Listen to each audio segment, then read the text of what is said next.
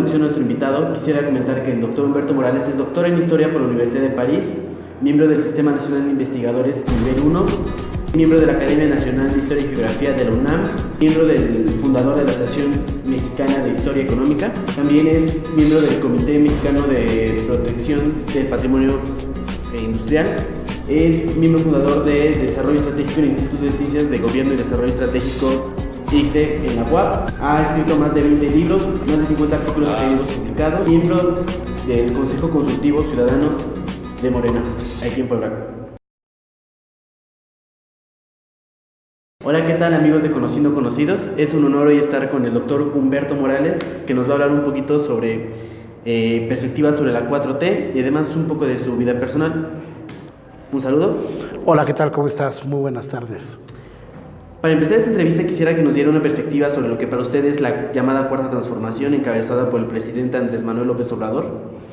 ¿Cuáles son sus... Primero, qué es para ustedes este núcleo semántico que existe? Bueno, mira, lo he dicho en otros lugares y lo repito aquí ahora. La Cuarta T es un discurso retórico que utiliza el presidente, más que nada como una forma de separarse o distinguirse de lo que han sido las transformaciones anteriores. En la lógica de Andrés Manuel, la Cuarta Transformación viene siendo un nuevo modelo de reformas constitucionales que van a inaugurar pues una nueva revolución mexicana, es decir, un nuevo paradigma de justicia, ley, división de poderes, transparencia y lo que él llama combatir la corrupción a través del lema no robar, no mentir y no traicionar. Entonces, en ese sentido, su discurso retórico de la Cuarta Transformación pretende llevarnos a una reforma constitucional que se antoja a una nueva constitución política, por lo menos esa es su idea original. Está por verse si se va a poder hacer en su sexenio, pero por lo menos lo está intentando a través de las reformas que ya implementó en este primer año de gobierno. Y es Cuarta T porque él parte de la tesis de que la primera transformación fue la independencia de México, la segunda la reforma liberal de Juárez, la tercera la Revolución Mexicana encabezada por Madero y la cuarta vendría a ser la nueva revolución encabezada por él. Esa es la lógica de la retórica de la Cuarta T. A un año a más de un año de que la 4T llegó como mayoría tanto a la Cámara de Senadores como a la Cámara de Diputados, tomó el control de algunos gobiernos estatales, municipales, ¿cree que hay un avance sustancial, hay retrocesos respecto a lo que se había logrado en materia de federalismo, de separación de poderes? ¿Cómo lo nota usted? Mira, todas las revoluciones o las que pretenden ser revoluciones sociales arrancan siempre con claroscuros, ¿no? Siempre hay avances y retrocesos. ¿Por qué? Porque los grupos de poder político que llegan con el nuevo gobierno no son homogéneos y porque Andrés Manuel tuvo que hacer pactos muy disímbolos con fuerzas muy diferentes para llegar al poder de manera pacífica. Te pongo el ejemplo del PES, ¿no? Del Partido Encuentro Social, que es un partido que estrictamente hablando defiende tesis conservadoras, ¿no? Están en contra del aborto, en contra del matrimonio de personas del mismo sexo, en fin, es un partido cuyas tesis centrales no son necesariamente las de Morena, que vendría a ser el lado progresista, una mirada de izquierda, etcétera, etcétera. Pero Andrés Manuel ha tenido que hacer pactos con otros grupos, incluyendo antiguos priistas, algunos panistas que se refugiaron también en Morena, tiene de aliado al Partido del Trabajo y tiene de aliado incluso al Partido Verde. Entonces, imagínate si con esas alianzas se puede hablar de un movimiento de cambio homogéneo, imposible. Entonces, ¿qué pasa? Este primer año es un año de claroscuros. Ha habido cambios importantes, reformas muy buenas, pero también ha habido algunos cambios y reformas no muy buenas, algunas incluso han sido retardatarias, ¿no? Entonces, ¿qué pasa? En la evaluación de este año te diría que en saldo general ha sido bueno en cuanto al combate a la corrupción, en cuanto a darle una moralidad al ejercicio del poder político y darle moralidad a lo que vendría a ser las reglas del juego político, económico y social. En esa parte creo que ha avanzado.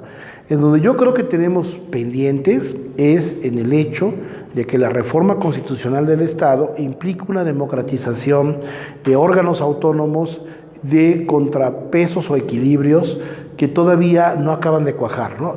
Ya ves el pleito que tenemos con la Comisión de Derechos Humanos, que si fue legal, no fue legal, que si la hija de Rosario Ibarra merece ser ahora la comisionada o no. Es decir, ahí hay conflictos porque no se acaba de aterrizar lo que significa una comisión que debería ser autónoma, pero al mismo tiempo de vanguardia, como la de derechos humanos.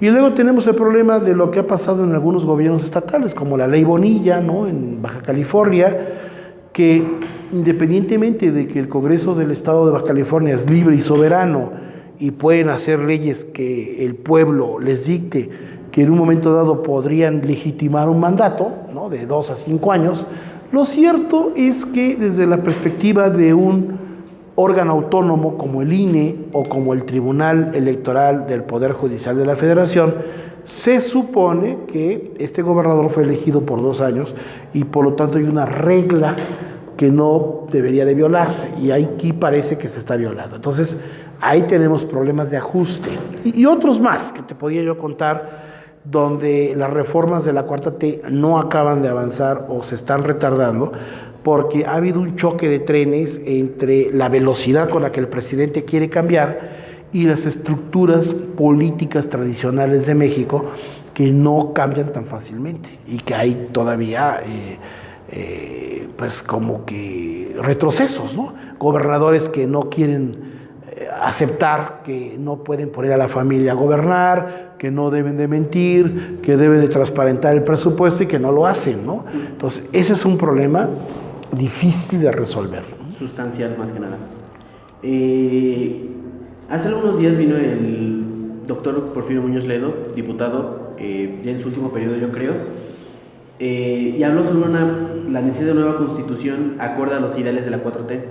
Uh-huh. No sé cuál es su opinión, pero ¿es necesaria una nueva constitución en México de cualquier manera, sin 4T o con 4T? Mira, si ustedes se acuerdan de Giovanni Sartori, en un viejo librito que los politólogos leen como libro de cabecera, que es este tema de la ingeniería constitucional, hay una parte que Sartori le dedica a México, la parte final de su libro, y pone el ejemplo de cómo México puede ser un caso de una nueva ingeniería constitucional para tener una constitución más acorde a los cambios que México va teniendo, pues porque la Constitución del 17 ha tenido más de 700 reformas.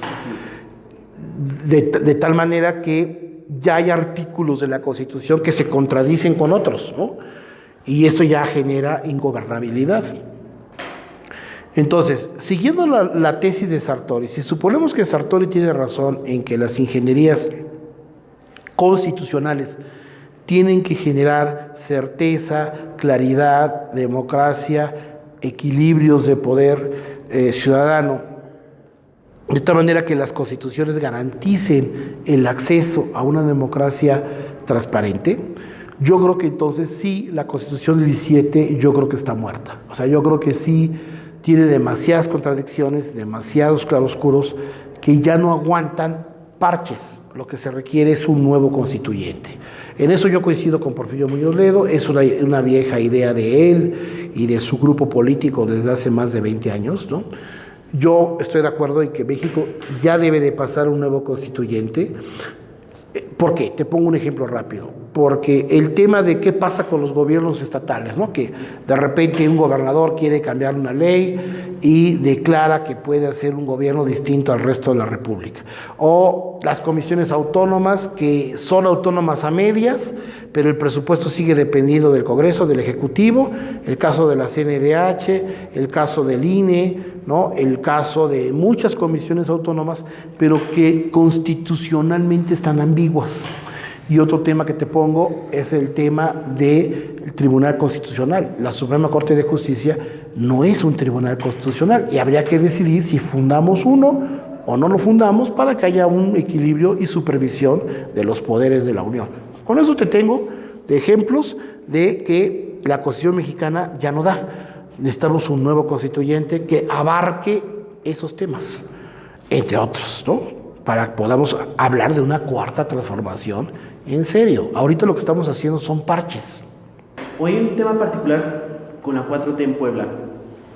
Hay perspectivas que lo notan como una 4T tibia, como una 4T que llega aliándose de grupos de poder enquistados en viejas estructuras, como lo podía ser hasta el mismo morenovallismo, porque muchos exactores preponderantes del morenovallismo hoy se subieron al tren de la 4T.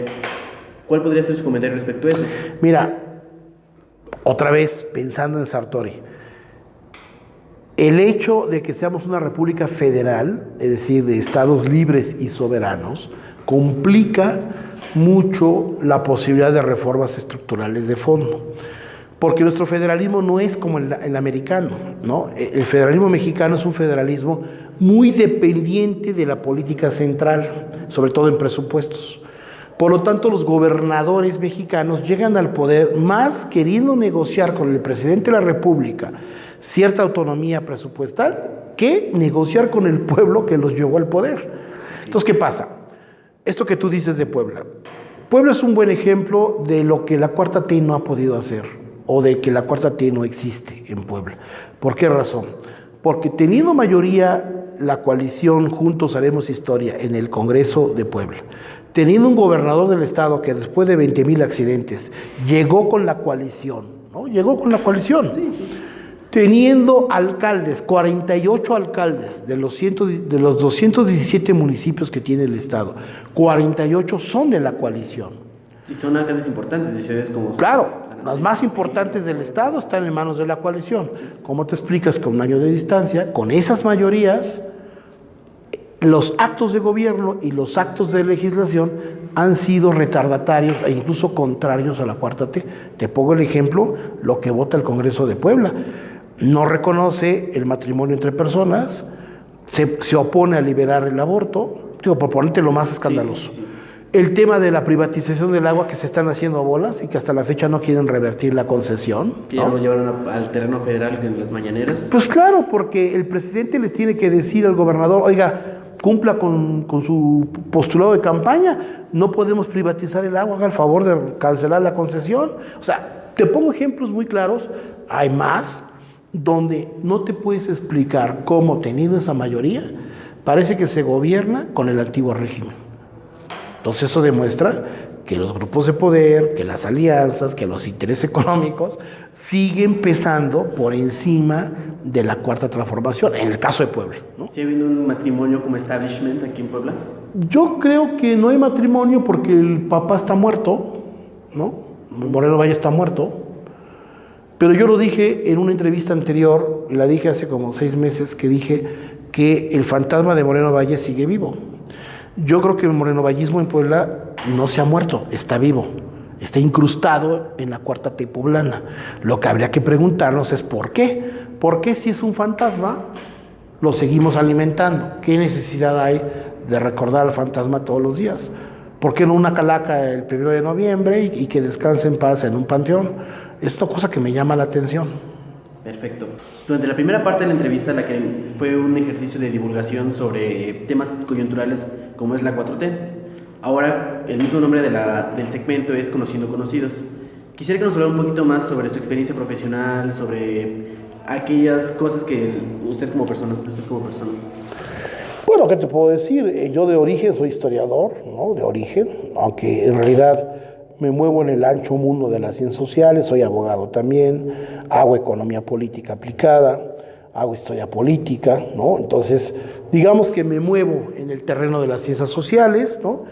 Trabajo en un instituto de ciencias de gobierno que se dedica a todo lo que es gobernanza. No es que yo sea un sabelotodo o sea el típico saltimbanqui que brinca de un tema a otro, por supuesto que no, yo tengo ejes muy bien definidos, ¿no? Hago historia del derecho a profundidad, me interesa la cultura jurídica, por eso presido un Instituto Latinoamericano de Historia del Derecho, tengo obra publicada en esa área. Hago historia política porque tengo obra publicada en historia política, porque me interesa el tema del futuro del modelo presidencial en México y qué tanto seguimos siendo un país de clanes y un país de camarillas. Es un tema que a mí me tiene particularmente interesado. ¿A qué se refiere con clanes y camarillas? Clan y camarilla, la típica democracia del siglo XIX en un país latinoamericano donde el modelo oligárquico de poder económico se traduce en alianzas de clanes familiares o de camarillas políticas que tienen el control del Estado por independencia de cualquier partido o de cualquier ideología. México ha tenido una larga historia de clanes y camarillas que se supone deben de terminar con la Cuarta Transformación. Eso es lo que estamos apostando. Hasta ahorita sigue siendo un país clánico y sigue siendo un país de camarilla. Y tú velo, tenemos un gobierno con Andrés Manuel fuerte, pero con un partido en el poder débil. ¿Cómo te explicas que Morena no es capaz de estar a la altura del presidente de la República? Pues porque Morena está contaminado de clanes y camarillas. Perfecto. Bueno, esa es una. Otra, también me interesa la economía aplicada, porque yo soy parte del Observatorio de Salarios, que se fundó en la Iberoamericana de Puebla hace muchos años por un colega, Miguel Reyes, y hasta la fecha colaboro en la parte de la historia económica de la desigualdad. Me interesa el tema de la desigualdad económica, que en este país es brutal. Entonces, es un tema que no puedes negar, ¿no? Digo, está muy claro, ¿no? Entonces, digamos que esos son mis intereses profesionales, ¿no? Más evidentes, ¿no? Hasta la fecha. Personalmente, ¿algunos libros que recomiende para ahondar en temas sociales? Bueno, mira, hay muchas cosas interesantes. Yo le diría, si esta es una entrevista para un público joven, ¿sí?, de ciencias sociales, o no importa que no sea de ciencias sociales, pero gente interesada, de preferencia gente joven, yo te diría que hay una serie de libros de los últimos 15 años que son importantes para la generación actual. Yo creo que hay que leer de Manuel Castells, La Sociedad de la Información, que es un libro que casi nadie pela y que a mí me parece que es fundamental, ¿no? Es un libro que se escribió hace 15 años más o menos, un poco más, pero que inauguró la primera gran discusión en lengua española de lo que vendría a ser el futuro económico y político del mundo a partir de la expansión de las autopistas de la información, como esta, YouTube, ¿no?, Internet, ¿no?, Facebook, WhatsApp, etcétera. Es decir, la sociedad de la información es una sociedad que está buscando canales nuevos de interlocución que ya no pasan por los poderes fácticos tradicionales. A mí me parece que ese es un libro de Manuel Castells fundamental, ¿no?, que debe estar en tu camita, en tu oso de peluche, al lado, ahí debe estar.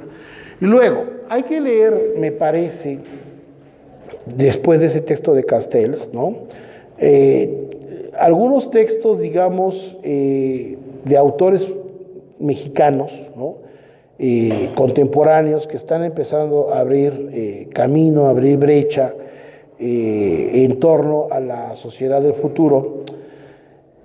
Y ahí, por ejemplo, un colega mío, Carlos Illades, por ejemplo, ha empezado a abrir brecha para resucitar lo que fue el pasado del movimiento socialista, libertario y comunista en México, que había estado guardado, así como escondido, o como de viejitos marxistas, ¿no?, que discutían cosas que no servían para nada, pero él ha estado recuperando con su historia del marxismo en México, que es un libro que yo recomiendo de él, una revisión de lo que ha sido el movimiento social y la ideología del movimiento social, que en México es muy rica, que viene del siglo XIX y que vale la pena que los jóvenes conozcan, ya no con el viejo arquetipo de que hay que leer El Capital, hay que leer a Marta Harnecker, no, hay que leer a los pensadores marxistas mexicanos, ¿no?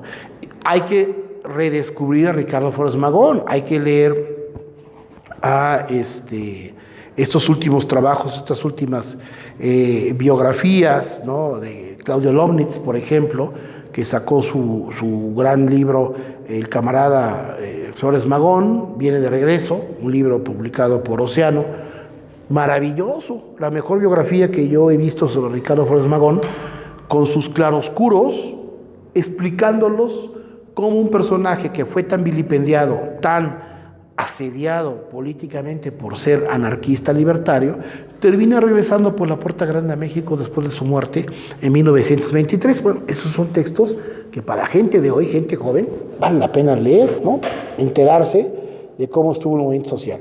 Y luego, a mí me parece que de Thomas Piketty, este economista francés, hay que leer sus dos grandes libros, El Capital del siglo XX, Capital del siglo XXI, perdón, que es un texto súper importante para entender el tema de la desigualdad a escala planetaria.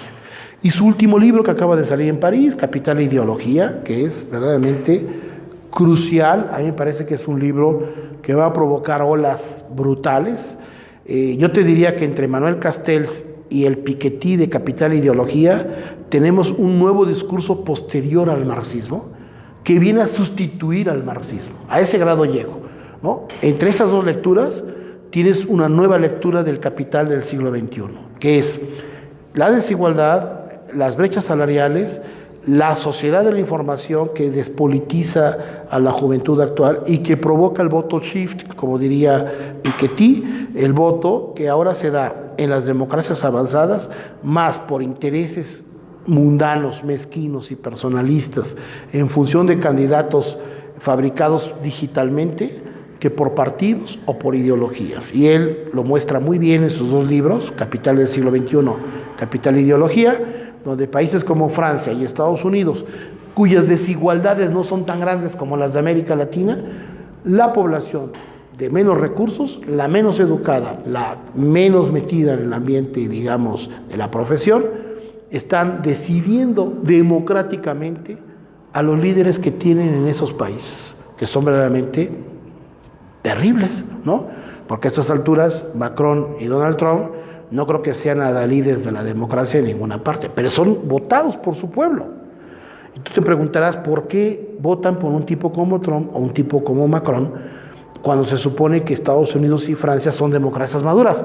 Bueno, pues porque la desigualdad ha aumentado en esos países y la población de clase media baja lo que quiere es comer y vivir bien como los ricos y por lo tanto van a votar por el primer personaje que se presente en la tele, en internet y en YouTube, diciendo yo te voy a dar bienestar, yo te voy a dar identidad, yo te voy a devolver tu casa, pues voto por ti, ¿no? Y me vale madre de qué ideología eres, dónde naciste, si eres de Ku Klux Klan o si perteneces a los templarios. Eso es un problema real. Entonces, ¿qué te está diciendo esta literatura? La democracia occidental, como la conocemos hoy, está totalmente desprestigiada.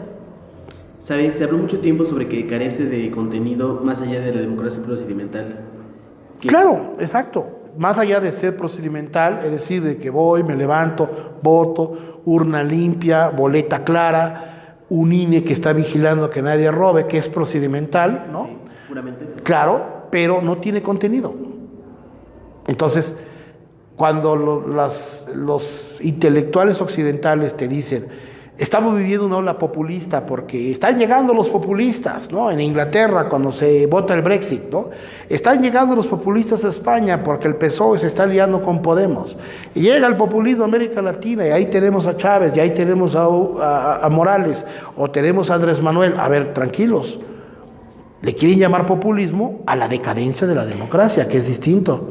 ¿Por qué tenemos gobiernos fuertes, de hombre fuerte otra vez en América Latina? O posibles caudillos. Yo todavía no creo que sean caudillos, más bien son hombres fuertes. Porque la democracia está en crisis. Porque la democracia no está funcionando. ¿Por qué Vladimir Putin, que tiene 25 años en el poder en Rusia, desde que estaba trabajando con el gobierno de Boris Yeltsin, después de la caída del muro de Berlín, hasta hoy, ninguna democracia occidental le ha cuestionado que deje el poder? Y el tipo se sigue reeligiendo. ¿Es un populista?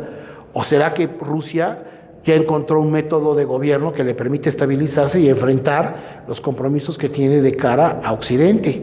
Y la pregunta es, se dice, es que lo de Angela Merkel o lo de los gobernantes españoles no tiene nada que ver con lo que pasa en América Latina porque son democracias sólidas. A ver, ¿por qué tiene que gobernar Merkel 20 años Alemania y por qué no deja el poder? Bueno, pues porque su partido sigue teniendo la fuerza y el prestigio para mantener un equilibrio que si Merkel se va, gobernaría el fascismo alemán y volvería otra vez a Alemania a la oscuridad.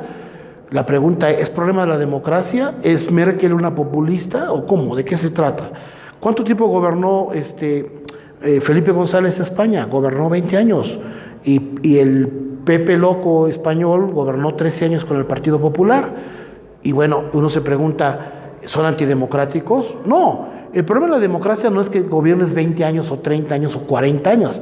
El problema es con qué reglas gobiernas y qué legitimidad tienes y qué cambios sociales reales haces. La gente dice, Evo Morales gobernó 14 años y él tiene la culpa porque no quiso dejar el poder cuando tenía que dejarlo. A ver, en 14 años, el hombre fuerte de Bolivia le dio rostro a un país mayoritariamente indígena, con una estabilidad económica impecable y que abarató los niveles de desigualdad como nunca había pasado en la historia de América del Sur, ya no de Bolivia. ¿Merecía Evo gobernar otra vez el país? Bueno, si el pueblo lo vota en las urnas, ¿por qué no? Eso no es un problema de populismo, es un problema de resultados. Entonces, ahí está el problema, esto es parte de la discusión. Para la recta final de esta entrevista, quisiera saber cuál es su reflexión en torno a la democracia en México. Si hay alternancia, si hay transición, si ha fallado la democracia en los valores que prometió en México con la llegada en el 2000 del PAN. Mira, rápidamente, hay lecturas que todo estudiante, todo joven que quiere saber sobre la democracia en México debe de hacer. Hay que empezar por el viejo texto de Pablo González Casanova, de 1966, La democracia en México, que fue el primer examen que se hizo serio por un sociólogo serio sobre el balance de lo que el PRI en el poder después de la revolución había logrado en los 60, y ahí hace un primer diagnóstico González Casanova, y él anuncia que México es un país de democracia autoritaria, ¿no? O sea, somos un país de presidencialismo autoritario y que había que tener cuidado porque la población indígena de México estaba siendo muy golpeada por este intento de homogeneizar al ciudadano mexicano a la lógica del modelo priista paternalista de control político. Otro texto que viene después a tratar de discutir el tema de la democracia son los trabajos de Enrique Krause. Independientemente de que Krause nos pueda caer bien o mal, Krause sí elaboró algunos trabajos importantes cuestionando si la democracia autoritaria de México podía eliminarse por lo que él llamó una democracia sin adjetivos, ¿no? Y después, en obras recientes que ha publicado Krause, ¿no?, habla del poder del presidente. Es decir, ¿puede México pasar de una estructura autoritaria de poder a un modelo semiparlamentario o a un modelo semipresidencial? Bueno, es una discusión que hay que retomar. Otros politólogos extranjeros, ya no mexicanos, que han tocado México, como Sartori, Dieter Nolen y otros más, ¿no?, discuten si México puede llegar a ser una democracia occidental con un modelo que coquetee entre el semipresidencialismo o el semiparlamentarismo, y de esta manera México pasar de ser una democracia de autoritarismo presidencial a una democracia flexible de equilibrios y contrapesos, ¿no? Yo creo que la democracia mexicana actual pasó por una larga transición, ¿no?, de la que hablaba Porfirio Muñoz Ledo en sus textos, que es la transición que venía de cuando se cayó el sistema en 1988 a las reformas de Ernesto Zedillo del 96, cuando pierde por primera vez el PRI el control de la Cámara, y luego la llegada al poder de Vicente Fox, con la idea de que en estos tres saltos se inauguraba una transición, ¿no?, en la que México le iba a apostar a una democracia ya más madura, menos corrupta y más funcional. Fracasó, como tú sabes. Procedimentalmente ha funcionado, nada más. Ha mejorado en lo procedimental, sí, pero de Fox a Peña Nieto tuvimos una regresión terrible en cuanto a una democracia eficiente, no corrupta, ¿no?, y que fuera de equilibrio. Fracasó. Entonces, ¿qué pasa con Andrés Manuel? Yo creo que no es que estemos otra vez en transición, ese término creo que ya no tiene sentido. Yo creo que con Andrés Manuel asistimos a la posibilidad de una ruptura con el régimen anterior, corrupto, simulador, a instaurar una democracia representativa y semidirecta, porque creo que es lo que Andrés Manuel quiere implantar, una democracia semidirecta, es decir, donde el presidente se conecta con el pueblo directamente, no con el Congreso. con el pueblo. Un poco el modelo gringo, qué curioso. Estamos siguiendo un modelo de democracia muy parecido al americano, donde el ejecutivo habla con el pueblo y negocia con el parlamento. Pareciera que Andrés Manuel quiere hacer algo parecido, una democracia semidirecta. Para asuntos graves, mano alzada, que el pueblo me lo diga, hago un referéndum, consulto al pueblo. Para asuntos de negociación política partidista, vámonos al Congreso. Para temas que tienen que ver con la administración de justicia, que la Corte decida, pero con órganos autónomos que puedan vigilar, INE, Comisión Nacional de Derechos Humanos, las comisiones autónomas en materia de telecomunicaciones, en materia de energía, en materia de agua, etcétera, etcétera, ¿no? Que puedan vigilar las decisiones de la Corte, pero también del presidente de la República. Entonces pareciera que Andrés Manuel quiere caminar por ahí, ¿no? Vamos a ver si le resulta. Su idea de democracia semidirecta, de consulta al pueblo, es muy interesante, porque eso existió en México en el siglo XIX. Acuérdate que fue Juárez, el primer presidente mexicano, que elaboró el primer plebiscito en 1869 para reformar la Constitución.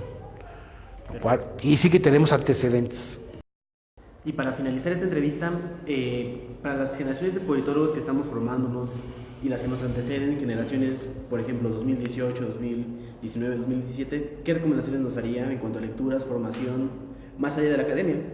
Mira, yo creo que el politólogo contemporáneo tiene que ser un científico social con una mirada, yo diría, multidisciplinar, no solamente interdisciplinar, sino multidisciplinar, que le permita tomar insumos de otras disciplinas que le van a permitir comprender mejor el complejo tema del poder. La ciencia política actual es una disciplina que tiene que estudiar con mayor precisión las consecuencias del poder político, porque el poder político es lo más difícil de cuantificar, es lo más difícil de medir, es lo más difícil de prevenir incluso. Porque otras áreas de la politología que tienen que ver con la teoría de escenarios, o cómo se mueven los votantes, o cómo se mueven los electores, o cómo participan los grupos de interés, están más cuantificados. Ahí incluso Piketty, ¿no?, pone muy buen ejemplo en su libro Capital e Ideología de cómo la ciencia política ayuda a la economía a través de la teoría de escenarios, de cómo se comportan votantes o electores en función de necesidades económicas y culturales. Esa ciencia política es mucho más fácil de hacer, que tiene que ver mucho con el elemento cuantitativo, o sea, una ciencia política que utilice estadística, que utilice econometría, que utilice métodos cuantitativos es fundamental para un estudiante de ciencia política. Pero a eso hay que agregarle el reto mayor de la ciencia política, que es el estudio del poder, porque el estudio del poder es mucho más complejo, implica un análisis multifactorial, es psicológico, es económico, es de carácter cultural, es de carácter religioso, y puede llegar a ser incluso hasta de carácter psicobiológico y psiquiátrico. Por eso yo hablaba de un enfoque multidireccional, no solamente digamos, social, ¿no? Eso es un área muy compleja. Y yo creo que aquí el estudiante de ciencia política no le debe de tener miedo a utilizar softwares, utilizar programas informáticos que le puedan dar modelos de probabilidad de comportamiento y que lo aplique al caso político. O sea, todas las ciencias, las behavioral sciences en Estados Unidos, que están muy avanzadas, que vienen de la psicología, de la psiquiatría, creo que en ciencia política son fundamentales. ¿Por qué? Porque si tú puedes hacer modelos matemáticos y computacionales para calcular reacciones de personajes que tienen poder o de personas que están buscando el poder, y haces un modelo matemático complejo de redes para ver cuáles son las probabilidades de que un grupo tome el poder, un personaje tome el poder y cómo se va a comportar, son fundamentales en la ciencia política.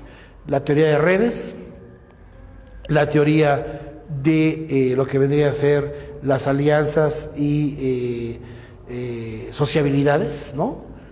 El análisis cuantitativo del comportamiento electoral y el análisis de hojas de vida, en la parte cualitativa, ¿no? ¿Dónde estudió? ¿Con quién estudió?